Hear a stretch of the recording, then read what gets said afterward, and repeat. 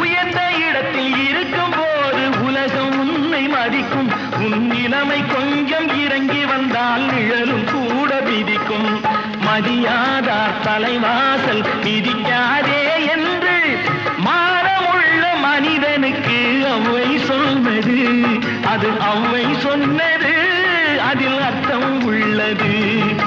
பரமசிவன் கழுத்தில் இருந்து பாம்பு கேட்டது, கருடா சௌக்கியம்